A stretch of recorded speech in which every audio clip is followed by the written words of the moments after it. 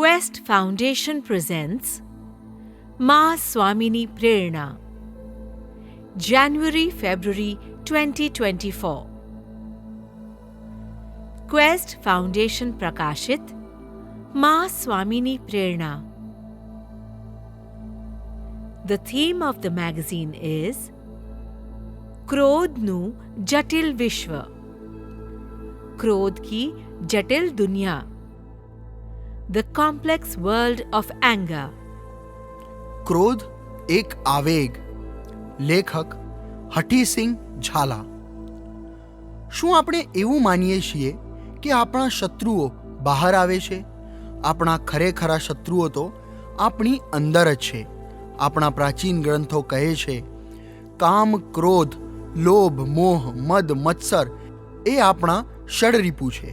ક્રોધ આમાંનો આપણો શત્રુ છે, જે એક આવેગ છે. જીવનમાં આવેગનો બહુ મોટો પ્રભાવ છે. મનુષ્યના બધા આચરણોની વ્યાખ્યા આવેગના આધારે કરવામાં આવે છે.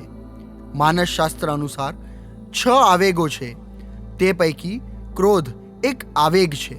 વ્યક્તિની અહમ રાગાત્મક ઈચ્છા પૂરી થતી નથી ત્યારે તેમાં અંતરાયરૂપ થનાર તત્વ ઉપર ક્રોધનો આવેગ આવતો હોય છે. લાગણીઓ ઘવાવાથી તથા આપણા ધ્યેય માર્ગમાં આવેલા અવરોધ પ્રત્યે જન્મેલા આક્રોશનું નામ ક્રોધ છે.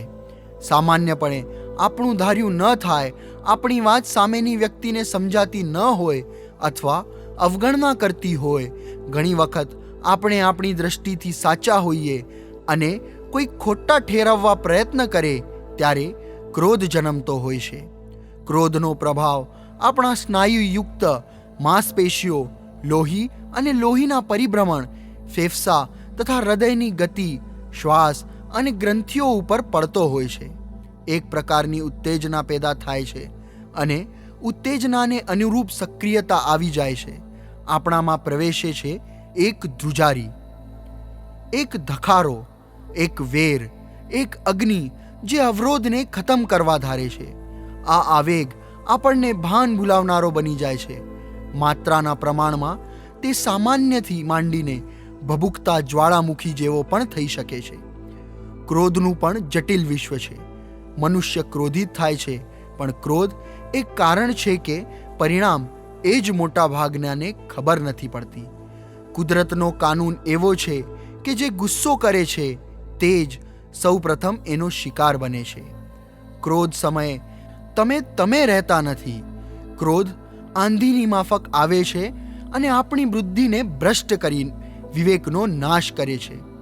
આપણને સ્ટૂલ અથડાયું હોય તો આપણે સ્ટૂલને પણ ક્રોધથી લાત મારીએ છીએ એ બતાવે છે આપણી બુદ્ધિને તર્ક સાવ ઢકાઈ જાય છે. રહે છે માત્ર નકારાત્મક લાગણીનો આવિર્ભાવ. એટલે જ ભગવદ્ ગીતાના 2 અધ્યાયમાં શ્રી કૃષ્ણ કહે છે, ક્રોધાત ભવતી સમ્મોહમ, સમ્મોહાત સ્મૃતિ વિભ્રમઃ, સ્મૃતિ ભ્રંશાદ બુદ્ધિનાશો, બુદ્ધિનાશાત પ્રણશ્યતિ. ક્રોધથી વિવેકહીનતા ઉત્પન્ન થાય છે. વિવેક નષ્ટ થવાથી સ્મૃતિમાં ભ્રમ થાય છે. સ્મૃતિ ભ્રમ થવાથી બુદ્ધિનાશ થાય છે અને બુદ્ધિનાશ થતાં એનો પૂર્ણ નાશ જ થાય છે. કેટલાક કિસ્સામાં ક્રોધ નબળાઈ નહીં પણ તાકાત બને છે.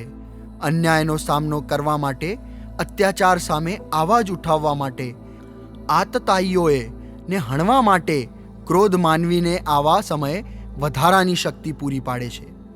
વેદ મંત્રોમાં તેને મન્યુ કહ્યું છે. મન્યુ રસી, મન્યુ મયી ધેયમ, અર્થાત હે પરમાત્મા, તું મન્યુ રૂપ છે, એટલે કે મારામાં પણ મન્યુનું આધાન કર.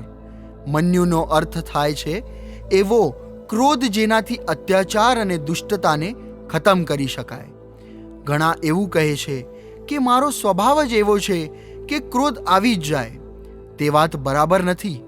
ક્રોધ સ્વભાવ નથી પણ વિભાવ છે. કાયમ રહેનાર તત્વ નથી. આપણા બોસ સામે, આપણાથી સમર્થ સામે કે જ્યાં આપણો સ્વાર્થ હોય ત્યાં ક્રોધ આવતો નથી, અથવા આવે તો વ્યક્ત થયા વિના દબાયેલો પડ્યો રહે અને પછી ઠરી જાય. સ્વભાવ હોય તો સમર્થ કે અસમર્થ દરેક જગ્યાએ વક્ત થયા વગર રહે નહીં. કશાયના 4 પ્રકાર છે, એમાં ક્રોધ એક છે. પોતે કોણ છે એનું ભાન થાય ત્યારે કશાયો જાય. ક્રોધ થાય ત્યારે પસ્તાવો થાય, પ્રતિક્રમણ કરવું પડે.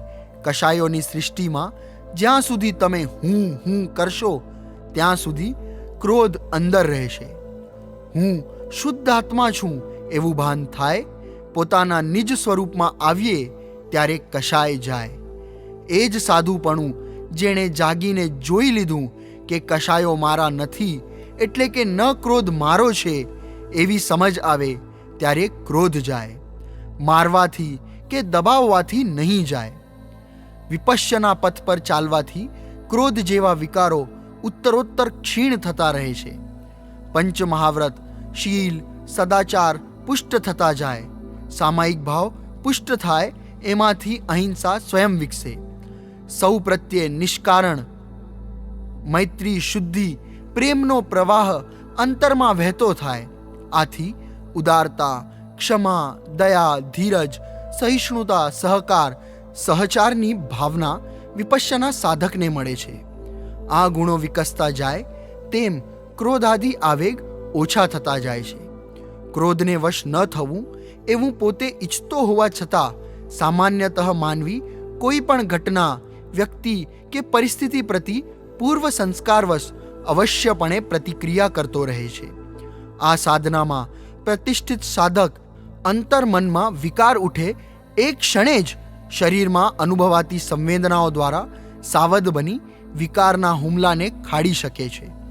તેના પ્રવાહમાં તણાઈ જતો નથી. વિપશ્યના મનમાં આવેલા ગુસ્સાને અને શરીરમાં થતી અપ્રિય સંવેદનાને સાક્ષીભાવથી જાણવાનું શીખવાડવે છે. જેમ આપણે સંવેદનાઓનું સમતાથી અવલોકન કરતા રહીએ છીએ, તેમ આપણને ખ્યાલ આવે છે કે જે ગુસ્સો જાગ્યો હતો તે કુદરતી રીતે નબળો પડતો જાય છે અને આખરે તે જતો રહે છે. આપણે સ્વમાં રહીએ, બંને છેડાથી દૂર, ન અતિ પ્રેમ ન અતિ ક્રોધ, બસ શૂન્યમાં. સ્વમાં બનીએ સંક્રાંત, ક્રોધ અદૃશ્ય થશે. Love the vibe? Explore such interesting podcasts at www.questfoundation.org.in.